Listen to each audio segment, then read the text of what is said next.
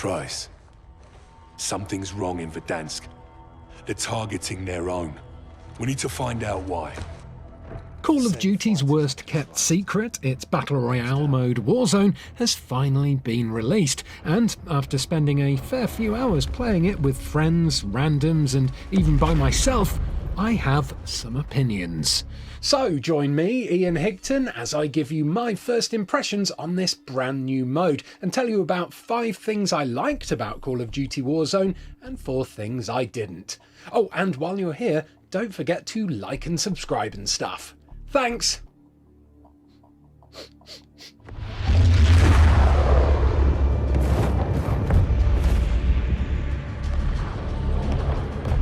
Clear to engage all targets.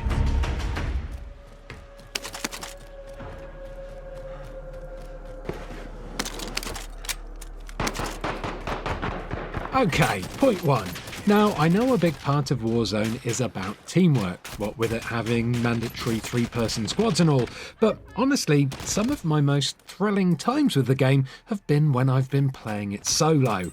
And by solo, I normally mean joining up with some random duos who then ignore my pings, Your teammates done in. They're returning to base. respawning said duos when they die because they've not been listening to my pings, watching them go off on their own again instead of listening to my pings, This way, moving. seeing them get knocked once again by enemies that could have been easily avoided if they'd been listening to my pings, and then having them leave the match in a huff as I go out of my way to try and reach them for another revive. Target locked. Go for strike. Thanks a lot, DJ Perky Nips. Going through all of that rigmarole for what amounted to absolutely nothing was frustrating, sure, but once my teammates had gone, I had nothing to worry about but my own self-preservation, and this was a bit of a game changer for me. With such a huge map and player count, there's so much potential for bumping into enemies around every corner. Coupled with the varied locations in the map, which will have you fighting street to street 1 minute, then engaging in sniper duels in the hills the next, I suddenly felt like I was in my own action movie. Sure, the odds were stacked against me, but the tension caused a huge adrenaline spike, and I'd racked up 8 kills by the time I eventually died.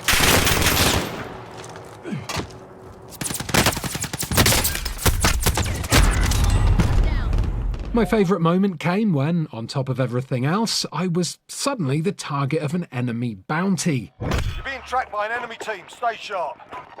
Bounties are collectible items which you can find on the battlefield, and these alert you to a random target close by, whom you must hunt down and kill. Bounty target is up. Let's get it done. Do this and you receive some big bonuses, so it's well worth doing, but being on the receiving end of a bounty is pretty scary, especially if you're on your own like I was in this match. I had a choice: hunker down and try to defend myself, or try to put as much distance as I could between me and my hunters, who were able to track my approximate location on the map. After a quick scan of my immediate surroundings, I spotted a tactical rover, so I legged it for that and then sped away to a new spot underneath the airport. Once there, I found a nice little spot to hide and held my breath as I watched the timer ticking down.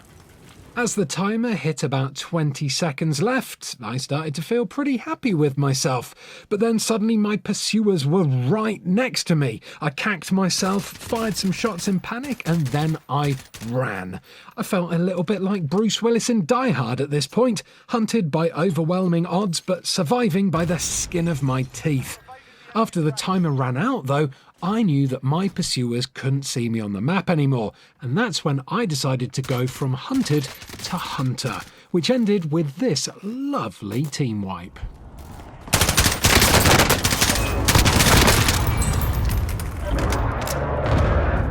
Long story short, the gigantic scale of this game has the ability to create some truly epic moments, even if you're playing solo. So don't rage quit just because your friends do, because you might miss out on some of your very own die-hard moments. One of the things I really like about Warzone is its multiple respawn systems and how they make you work for your chance to come back into the battleground. Hurriedly scavenging your way through buildings in order to rustle up enough cash to buy your mates back from a buy station changes the dynamic of the game from a last-person standing shooter to a survival looter, and this amps up the tension in a way that elevates it from the standard team respawns in something like, I don't know, Apex or Cuisine Royale. Wake me up! Back to life. Wake up! You see, it's not just a case of taking a thing to a thing here. If you don't have enough cash on you, you'll need to go building to building, searching, looting, and then sneaking your way to a buy station that's hopefully not surrounded by foes. To me, all the tension made this process feel a little bit like playing Factions, the multiplayer mode from The Last of Us, except without all the crafting and all the shivving and... Look, I said a little bit, okay? This approach makes you appreciate your teammates a hell of a lot more if they manage to pull it off, but your ability to respawn isn't always down to them. The other way to bring yourself back to life is to take part in a 1v1 match in the Gulag. Do or die in the first 2/3 of the match and you'll end up here, in the prison's Gulag, spectating fights between other players, lobbing rocks at them and dodging punches from your fellow spectators. At some point though, it'll be your turn to enter the Gulag, and here it's a swift fight to the death, or flag capture, between you and one other player. Die here and you're completely out of the game until your teammates can afford to buy you back, but win and you'll earn yourself an immediate revival onto the battleground. This method is not only a great way to keep things interesting for you if you're killed mid-game, oh no, working for survival in this way also makes you appreciate your revival a lot more because you yourself have earned it through spilling your enemy's blood in trial by combat.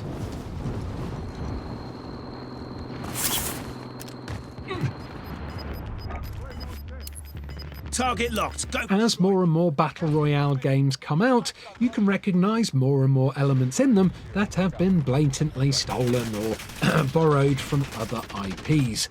I actually quite enjoy this mishmash of stolen elements in Warzone though, as the game has borrowed some of the best bits from quite a few other titles.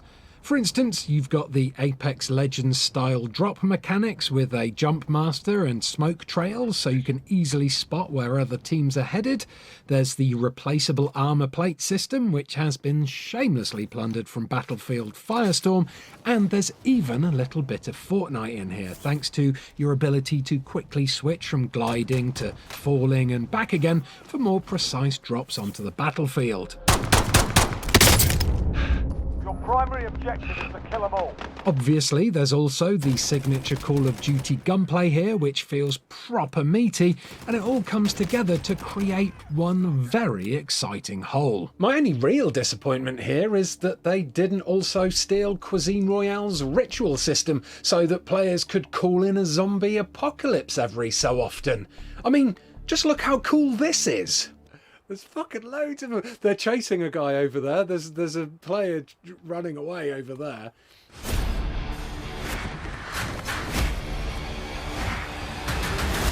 This is Plunder. Here's the lay of the land.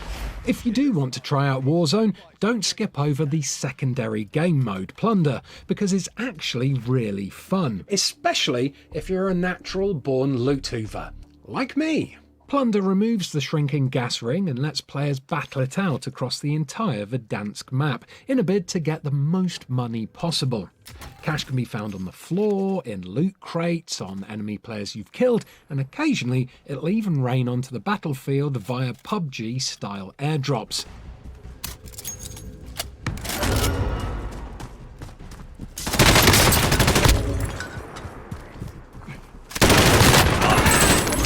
The more money you have, the more of a target you paint on your back, and if you're suitably in the lead, your approximate location will appear on your enemy's minimap, meaning they'll be able to get the drop on you and steal your loot. To keep your money safe, you'll need to call in a deposit helicopter, and this is where another borrowed element comes in. At this point, the game pretty much turns into the Division 2's Dark Zone, because the game tells everyone else the helicopter is incoming, so you'll need to hold the extraction zone and deposit your cash without getting shot. So basically the opposite of what happens to this guy here. Sorry, buddy. Successfully stow your loot on the chopper, and now all you'll need to worry about is finding more cash, because all of your previous funds are now in the bank and you won't lose it if you die. This mode then mixes looting, shooting and tension in a really interesting way, and as such it's a great addition to Warzone.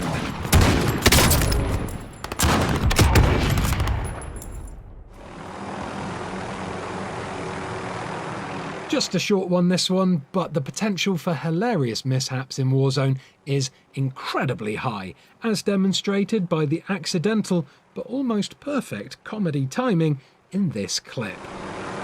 Not down there. I jumped out! Fuck! Oh my god! Sorry again, Wes and Emma. Ooh. What is that smell? Okay, on to my negatives. They say size isn't everything, and while the huge Verdansk map is incredibly impressive, especially with all the variation in building and terrain types, for me the map and player count is so large that sometimes it doesn't feel like a battle royale at all. Depending on where you land, there can be extended periods where absolutely nothing happens. The matches here last way longer than a lot of other Battle Royale games, and in order to get through to the end, there will often be times when you're fully kitted up, so you don't need to loot, and you have nothing to do but just kind of stand around and twiddle your thumbs. I mean, sure, you could go and look for a fight to spice things up a bit, I guess, but I'm not going to do that because I'm a coward. Now, I have a feeling this is something that could be rectified later down the line with some balances made to the speed of the circle, but at the moment there are periods where the tension is replaced with boredom, and you don't really want that, as then it's easy to take your eyes off the ball and potentially make a mistake. And by mistake, I mean get shot in the face because you're too busy checking Twitter in a quiet moment than scanning the horizon. Battle Royale. I mentioned the Apex Legends style Jumpmaster mechanic in an earlier point as a positive, but there's also a negative here, because even though one person is set as the leader, everyone can just drop separately anyway whenever they want, and they often do, especially if you're playing with randos. It's kind of like they started to add in Apex Legends teamwork aspects, but then forgot to include the bit where you all jump as a unit on one person's command. So, what's the actual point of it then? Gas is inbound. This won't be too much of an issue once everyone has found their feet with the game, but while we're all learning the map, having your friends scattered to the wind can be very confusing and potentially rather fatal.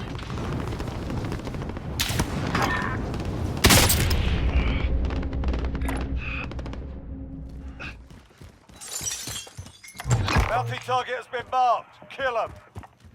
This next negative point doesn't bother me too much because I'm currently taking advantage of it, but some people are rightly complaining about how if you down someone and your teammate kills them, your teammate gets credited with the kill.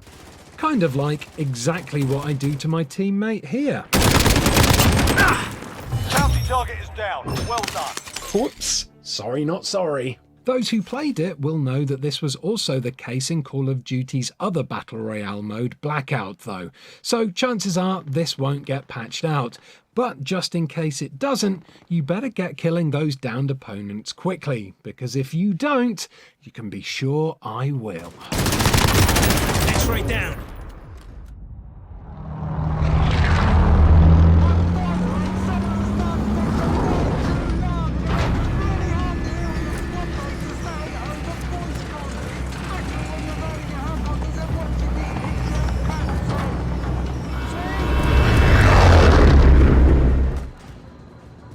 And that that's all from me. Hope you've enjoyed hearing my thoughts on Warzone.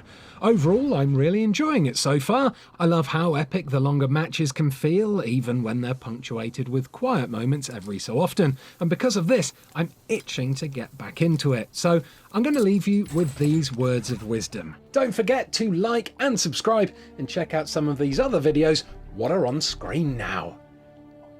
Oh my god, wait a minute, is that toxic gas? Oh no.